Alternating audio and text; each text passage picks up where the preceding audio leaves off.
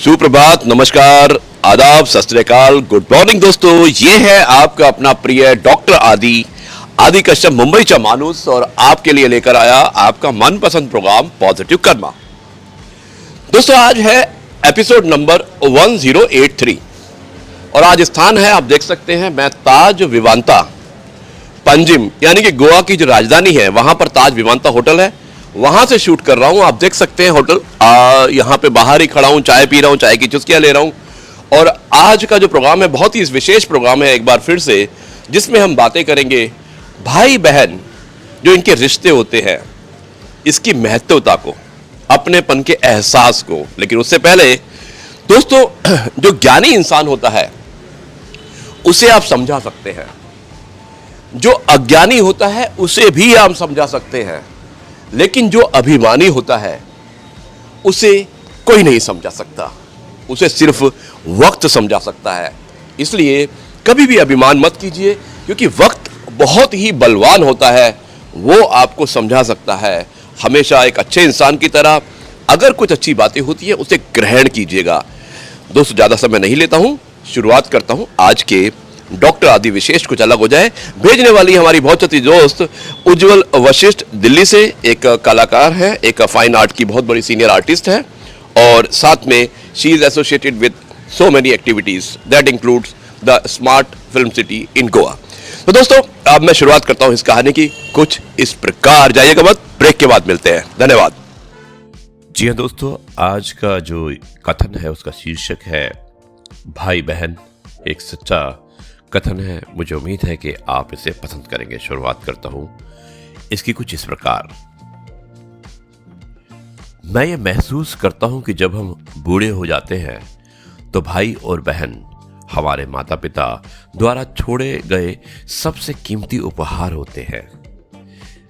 जब हम छोटे थे तो भाई बहन हमारे सबसे करीबी साथी हुआ करते थे। हर दिन हर पल हम साथ साथ खेलते थे, शोर शराबा करते थे और बचपन का सारा समय एक साथ बिताते थे। बड़े होने पर हमने अपना परिवार शुरू किया, अपना अलग जीवन व्यतीत किया और आमतौर पर परस्पर बहुत कम मिलते थे। हमारे माता पिता ही एकमात्र कड़ी थे जो हम सभी को जोड़ते थे। जब हम धीरे धीरे बूढ़े हो जाते हैं, हमारे माता पिता हमें पहले ही छोड़ चुके होते हैं और हमारे आसपास रिश्तेदारों की संख्या कम और कम होती जाती है। तब हम धीरे धीरे स्नेह के मूल्य का एहसास करते हैं। मैंने हाल ही में इंटरनेट पर एक वीडियो देखा जिसमें एक 100 साल का बड़ा भाई दूर रहने वाली 96 साल की छोटी बहन से मिलने के लिए गया। एक संक्षिप्त पुनर्मिलन के बाद जब दोनों अलग होने वाले थे तो छोटी बहन ने कार का पीछा किया और अपने भाई को 200 रुपये देकर कहा कि वो कुछ अच्छा खाने के लिए खरीद ले। इससे पहले कि वो अपनी बात पूरी कर पाती, दोनों फूट फूट कर रोने लगे।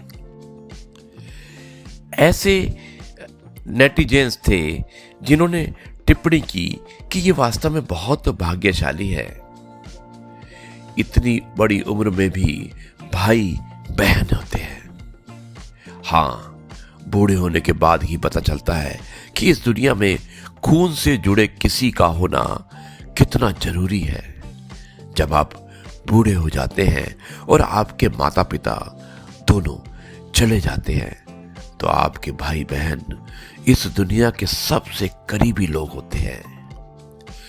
दोस्त दूर जा सकते हैं, बच्चे बड़े होकर दूर चले जाएंगे, लेकिन आपके साथी को छोड़कर केवल आपके भाई बहन वही हैं जो आपके जीवन के बाद के आधे हिस्से को खत्म करने के लिए पर्याप्त साथ दे सकते हैं।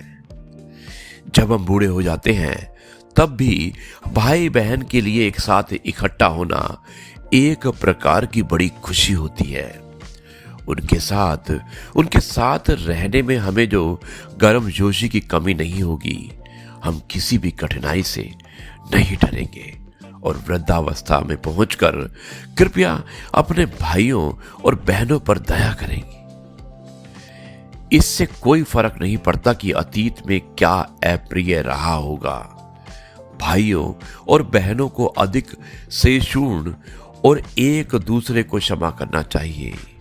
भाई बहनों के बीच ऐसी कोई गांठ नहीं है जो खुल ना सके, कोई ढाल नहीं जिसे हटाया नहीं जा सकता। भाई बहनों को कभी भी पुराना हिसाब किताब नहीं पलटना चाहिए और ना ही पुराने गीले शिकवे रखने चाहिए। थोड़ी और आपसी निर्भरता और आपसी दुलार के साथ रिश्ते बेहतर और बेहतर होंगे, क्योंकि ये सबसे कीमती उपहार है जो हमारे माता पिता इस दुनिया में अपने पीछे छोड़ गए हैं। आशीर्वाद और प्यार। दोस्तों, बहुत ही अच्छा लेख था ये। धन्यवाद आपको भेजने के लिए। और अब मैं इस कार्यक्रम को यहीं पर समाप्त करता हूं। कल आपसे एक बार फिर मुलाकात। तो जी दोस्तों, कैसी लगी ये कहानी आपको? भाई बहन रिश्तों की बातें थी और कितने अच्छे ढंग से उज्जवल जी ने स्वरचित इनकी ये कथन था जो इन्होंने लिखा है, और कितने अच्छे ढंग से बताया है कि जो रिश्ते होते हैं, सबसे अमूल्य जो रिश्ते होते हैं वो भाई बहन के होते हैं, जिसमें आप दोस्त भी होते हैं, साथी भी होते हैं, आप एक काउंसलिंग भी कर सकते हैं, क्योंकि उनका प्यार ऐसा होता है, उनका रिश्ता ऐसा होता है, कभी भी समय की जरूरत नहीं होती है। दोस्तों, वो जब भी मिलते हैं पूरे पूरे पूरे जोश से मिलते हैं और हमेशा उनकी भावनाएं उन्हें खींचती हैं, मजबूर करती हैं रोने तक के लिए, लेकिन खुशी के आंसू होते हैं। तो इस कहानी में यही हमें शिक्षा मिलती है कि हमें हमेशा अपने रिश्तों को, खास करके अपने जो खास रिश्ते होते हैं, जैसे भाई बहन, जो सबसे पवित्र रिश्ता माना जाता है, जहाँ पे कि आपके पास में कोई एक्सपेक्टेशंस नहीं होती है, लेकिन वो आपके लिए सब कुछ करने को तैयार होते हैं। इसी तरह से आप भी अपने रिश्ते को निभाइएगा। एक बार फिर से धन्यवाद उज्जवल, इतने अच्छे लेख को भेजने के लिए। एक सामाजिक लेख था और मुझे उम्मीद है कि सुनने वालों ने आनंद भी लिया होगा और साथ में सबक भी लिया होगा। तो अगर आप भाई बहन हैं या बहन बहन है या भाई भाई है, तो आप भी ढूंढिएगा अपने रिश्तेदारों को, उन्हें मिस मत होने दीजिएगा, क्योंकि ये जिंदगी ना मिलेगी दोबारा। जो रिश्ता बनाया है उसे ईमानदारी से निभाइए। धन्यवाद दोस्तों। अब मैं इस कार्यक्रम को यहीं पर समाप्त करता हूं और कल आपसे एक बार फिर मुलाकात करेंगे कुछ नए कथन के साथ, कुछ नई कविताओं के साथ, कुछ नई कहानियों के साथ, कुछ नए किस्सों के साथ। और अगर आपके पास भी कुछ ऐसा है तो आप मुझे भेज सकते हैं 9833880402 पर। अब मैं इस कार्यक्रम को यहीं पर समाप्त करता हूं और आपसे कहता हूं जय गुरु जी, शुक्राना गुरु जी।